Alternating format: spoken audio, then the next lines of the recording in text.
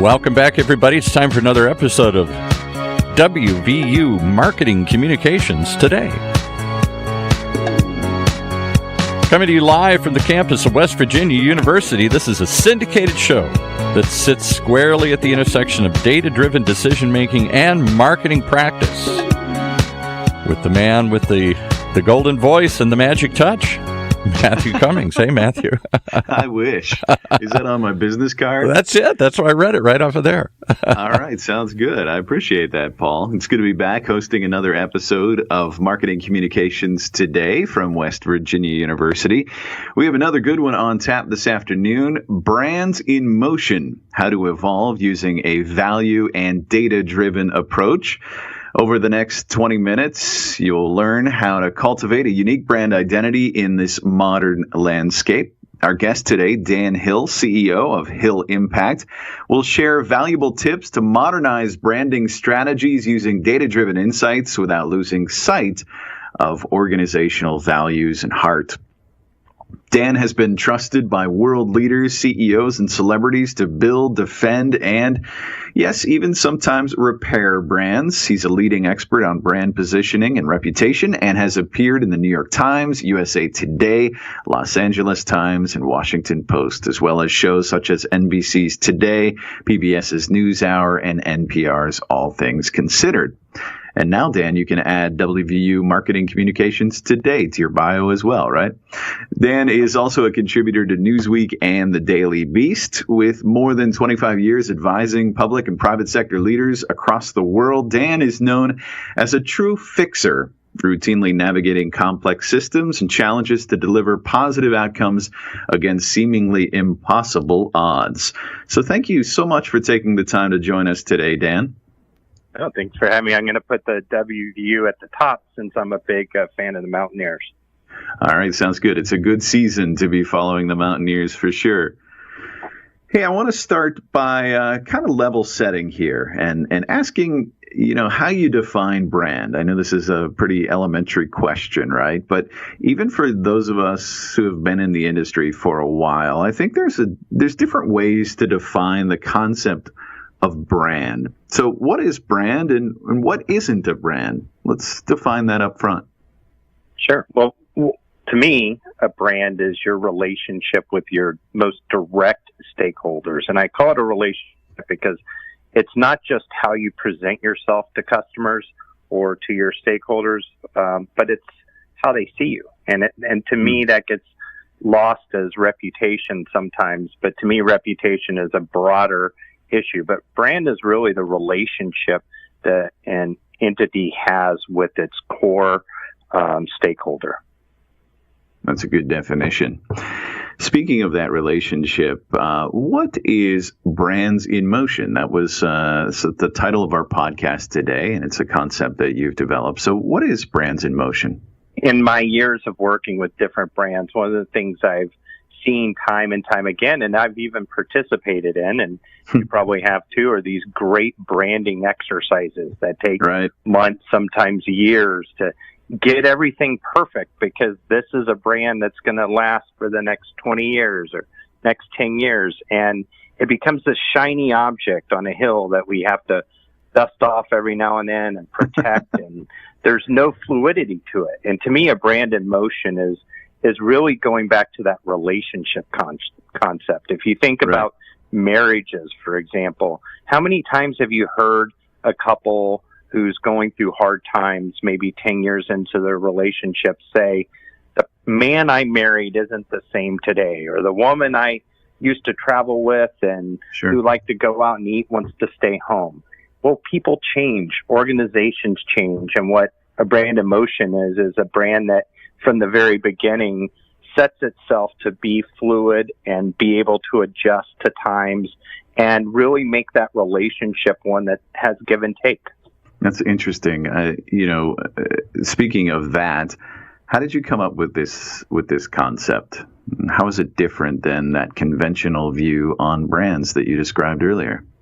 I kind of backed into it. I backed into it through my crisis work, actually. So much of my career has been helping organizations that are in the middle of a very high-profile issue. And in doing so, some of the brand development things that happened at the front end of the process are what created an issue to begin with. And so we have to go back and fix those. And it just kept coming over, in 20 years, over and over. I was thinking, if this brand were more nimble, if this brand had paid more attention to its relationships, we wouldn't be facing this crisis. And so over time in doing crisis work, the biggest thing I want to do is help organizations avoid a crisis. And I think it starts actually with how you brand yourself. So how does Brands in Motion then manifest itself in the work that you're doing with clients or even for you personally? Well, I mean, for me and for my firm and how I position myself, I think the problem with the concept, if there is one, is if people think that it doesn't have to be tethered in any kind of core values. And I think that's really, if there is anything that's foundational, it has to be around value. That's how you drive a culture. That's how you get buy-in. For me, it's just making sure that the values are consistent and that we have that built-in ability to listen to our stakeholders, our customers, our clients, and adjust as we go. And it manifests itself in our crisis prevention work because we get very into the weeds about who you are, what your identity is, what your relationship is with your main stakeholders. And when most people are looking at policies and procedures and crisis response plans, we're getting into the real details about who you are. We have some time here before the break, and I want to go back to two things that you mentioned. You mentioned finding the brand value and also listening. Can you give us some practical advice on how best to do that? Well, let's take social media, for example. So many people in our profession are all about this as a tactic to transmit, but too little are we talking about it as a tool for listening. And if you think about a big manufacturing company and what the kinds of things they may be, let's say an automaker, communicating through social, think about all the things they can be hearing. They can detect a problem with a particular car, perhaps months before it becomes public, or they may be able to hear about an issue with their workforce. Maybe they're organizing to go on strike. And so it's making sure that every tool you have that's meant to be transmitting information is also a tool to be receiving information. In fact, it should even be more so. Just like any relationship, listening and being sure that you actually hear what the other party's saying is fundamental to making it work. That's a good point. What about values? Brands are always saying we need to find out what we stand for and what our values are. So that's great advice for listening and listening to your customers. But how do you get buy-in for the brand values and identify exactly what those are? Well, I think you have to convince people. Are you talking about buy-in from the internally, like with employees, or are you talking about buy-in with the customer? I guess both are important, right? I think it does start internally, and I think, unfortunately, some of the exercises that we go through to develop these have been almost become caricatures, and they're considered light and fluffy because what the history is that people go through these mission and value type exercises, and then they don't live by them. The first thing you have to do is convince people that this is actually a meaningful activity that the organization is going to stand behind, and have some kind of way to empower the people in the organization to really embrace it and to live it and to make it a part of their workplace culture and to hold each other accountable to that. If you don't have that, if you don't have the internal, you're never going to convince external stakeholders that it's real. So start inside first and then work inside out. And to me, with the external, yes, you're right. And to the external stakeholders, you don't typically talk. I prefer an organization brand that shows its values through its actions as opposed to telling you what they are. And so internally, you may be talking very specifically. We're a learning organization. We're an organization that believes in continuous improvement. Whatever those things may be, your actions are going to be what shows that value to your stakeholders. Sure. Now, back to this concept of a brand in motion. And speaking of that motion, what happens when brands overreach or creep on their mission or values? That's a great question. That's where we're seeing a lot of the crises that we end up working on, is that it's enticing out there. Sometimes in this very fast-paced world, you might see an opportunity and reach beyond what you are chartered to do if you're a nonprofit, or what you developed your company to do. Mm-hmm. And by reaching, you can totally upset the entire, it's like riding a bicycle and seeing something and deciding to reach for it, and then all of a sudden you had a massive, you've got all kinds of scrapes up your life. What is that called when you have a road rash? Yeah, road rash. Right, sure. The same thing happens to brands when they reach outside of that. And it's just making sure that opportunities get run through a system to make sure they fit with where you are. It doesn't mean that you don't adjust to go pursue that, but you got to make sure the foundation is ready for it. And that takes time. Yeah, building that strong foundation.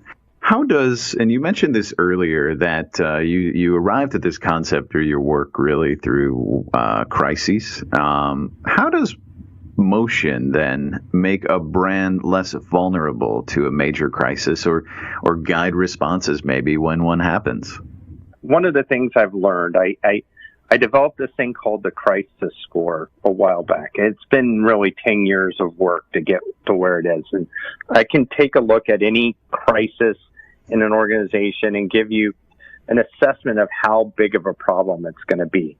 Mm-hmm. And it's about 30 different factors that go into that. And one of the things that I noticed was when people have a certain expectation for a brand, it creates an anomaly. And so what we've been told in strategic communications and PR for so many years is that there's this halo effect, that if you're a great brand and people love you, then you can absorb a crisis. Well, I started running simulations through the score and noticed something. That's not always true. And I'll give you the example. General Motors had a crisis with its ignition switch. Mm-hmm. Toyota had a crisis over its acceleration. Toyota at the time was the number one brand in safety, reliability, customer satisfaction, and approaching number one in sales in the U.S. Wow. GM was very far from that. They were at the bottom of the list in terms of customer satisfaction, safety, every other metric. So you would think that the Toyota could have absorbed that crisis and GM would have suffered dramatically, but it was quite the opposite. GM's sales actually went up during that crisis. Toyota's plummeted, their stock plummeted, and it took them a long time to recover. And the real interesting thing is that the GM crisis was far more damaging in terms of loss of life and actual impact than the Toyota one. And so what it got me thinking is that as a brand, when you set this expectation, that you have to have some way to have a conversation about how you absorb these things, how you learn from them. And so a brand in motion is one that is continually learning. It's constantly looking for best practices. It's willing to admit when it does something or falls short. And it has a process in place to fix those things in real time without having to go through massive rebranding. I can't stand, and I hate saying this, they used to be a client years ago, but the Wells Fargo rebrand of saying that they're a new entity as of this date. Yeah, reestablished in 2018, right? Yeah, that's not a brand in motion. No brand in motion should have to go through a massive rebrand because they are keeping up, they're adjusting, they're nimble, and they're doing these things more real time. Yeah. So never let a good crisis go to waste, right?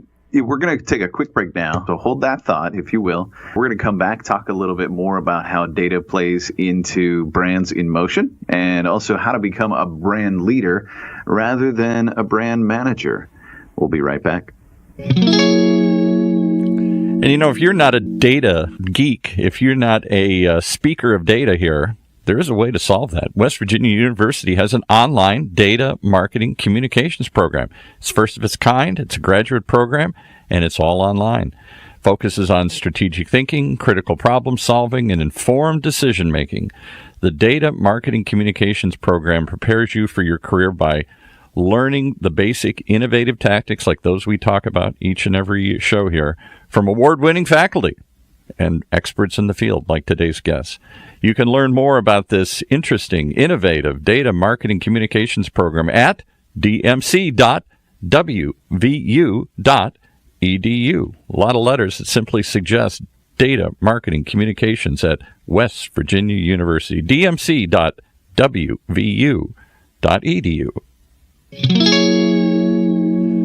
All right, back for some more insights and innovative thinking here from our guests, sir. Thank you, Paul. Appreciate it. Dan, right before the break, I had responded to you and saying, never let a good crisis go to waste, right? And you had a follow-up there, and I apologize for cutting you off, and we had to go to the break. So what were you going to say? Well, I was just going to say that, a crisis defines a brand, whether it's an individual or an organization, and it can define it. It can even define it positively. And I think we live in a pretty forgiving world. People expect there to be mistakes, and it's how you own those. And I think a brand in motion is able to see that and doesn't set itself up for the fall by over promising and not being able to meet those expectations. Again, it comes back to that relationship, right? I mean, I'm saying that all the time to my son. It's how you respond that's really important. I want to pivot a little bit and head over to data and talk about data and what type of data should communicators and leadership be using to make decisions for brands that are in motion.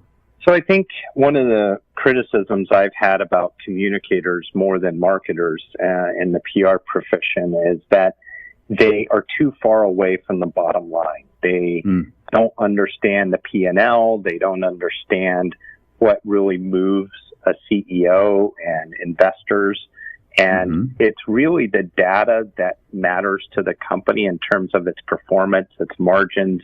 If we're talking in the corporate space, that's the kind of data that I think communicators and people who work in marketing communications need to be looking for, metrics that actually speak to leadership. I've never met a CEO who cared about the number of followers on Twitter or the number of impressions that they got. What they care about is the bottom line. And it's tying yourself to those bigger objectives and finding ways to provide value inside the company that are demonstrative. That's really the metrics that, and then it's the listening part. So much of the data comes from various stakeholders. It can, we focus so much on media monitoring and social monitoring, but what about analysts and what about think tanks and what about political stakeholders? And it's just making sure that you have a more well-rounded view. And the most important stakeholder that we're not collecting data on our internal ones, employees. They have the most to say, the most insight, and yet they're most often ignored. You know, I want to stay on this topic for a bit. I think it's one that's really important, especially when working with students in our program, is connecting the dots between what that CEO cares about in terms of margins, P&L, and the value of the brand. Do you have any advice for those of us that struggle to make that connection and say, you know, the investments in our brand and what we're doing here and keeping this brand in motion do contribute to that bottom line? I think first it's knowing the vocabulary and understanding what really matters to them. And I would encourage students to listen to, today you can listen into analyst calls, quarterly earnings calls that companies have with investors, and just hearing what matters to the investor community and what they're communicating helps you connect those dots. That's really the space that you need to be operating in if you want to be considered a valuable part of the team. One of the things I've said over the years to students is that if you look at the list of Fortune 500 companies, how many of the CEOs come from a PR background? And to date, I haven't found one. But you can find There's no hope for me, is what you're saying, right? I mean, but I think that can change if our young communicators can understand the importance of getting much closer to the corporate objectives and understanding what makes the company work and not work. Right. And that just intuitively will make them start understanding how to communicate better internally and what to tie their metrics to. You know, when you and I were talking about today's episode, I remember you said that you really dislike the phrase brand management. Why is that? It's the same reason I don't like crisis management, is because to me, it's about leadership. And the skill set you need to manage something is very different than the skill set you need to lead. And I think in both of those instances, whether it's a crisis or what you're doing with your brand, you need to be on your front foot. You need to be making decisions. You need to be decisive. You need to convey confidence. I love collaboration. I love those kinds of, but there's a time for you to say, this is who we are, and say it with confidence and maybe the development was collaborative, but once you get there, it's really having that kind of leadership posture. That builds confidence with all stakeholders, including the external ones. So there are things you have to do as a leader that require management. But to me, if you really want to have an effective brand, you got to think through the lens of a leader. So managing is keeping the lid on it, but leading is really putting it in motion. That's what I believe. Who do you feel, Dan, is doing this well today? What are good examples of brands that are in motion? I mean, Netflix is an interesting one. I mean, this is a company that has been disruptive multiple times. They seem to have a really good relationship with their customers and with their most important stakeholders. They listen. Their performance is one that's been really talked about by the investment community and finance world. And so whether it's going to be a long-term success or not still remains to be seen, but they really do stay on top of things. They reinvent themselves, but it's seamless. I don't think of the Netflix that I watch that has original content as the same Netflix that totally put Blockbuster out of business, but it all connects and it all makes sense. And you haven't had to go through massive rebrandings. CVS is another kind of interesting brand, and some of the things they're doing from an innovation standpoint and really how they're trying to adjust themselves to be more community oriented. And some of the decisions they've made, like taking cigarettes off the shelf, I think have shown kind of that brand in motion, willing to take a risk, but to only double down on who they are. That's that leadership rather than the management really at work. I want to end here just asking for some parting advice. What would you leave our listeners with? Maybe those who are in a brand management role now and really want to get that brand in motion and shift more toward brand leadership. What parting advice do you have? Some of it I've said, but getting back to what really the organizational fundamental objectives are and tying your day-to-day work to measurable and demonstrative sales or fundraising or performance. And then also just making sure that you're not chasing whatever the most interesting or creative things are without taking into account what the true underlying purpose are. And I think we get excited about new platforms and new outlets and new ways to communicate, but we get too excited about using the tactic and we don't ever bring it back to the strategy. And that would be my kind of parting advice. That's great advice. Good insights here, Dan. Thank you so much for spending some time with us today. And I want to thank you for listening to WVU Marketing Communications Today from all of us here at the IMC and DMC program at West Virginia University. I hope you found today's episode as informative as I have. And until next time, take care. You've been listening to WVU Marketing Communications Today, brought to you live from West Virginia University, a bi-weekly program that sits at the intersection of data-driven decision-making and marketing practice, only on the Funnel Radio Network, for at-work listeners like you.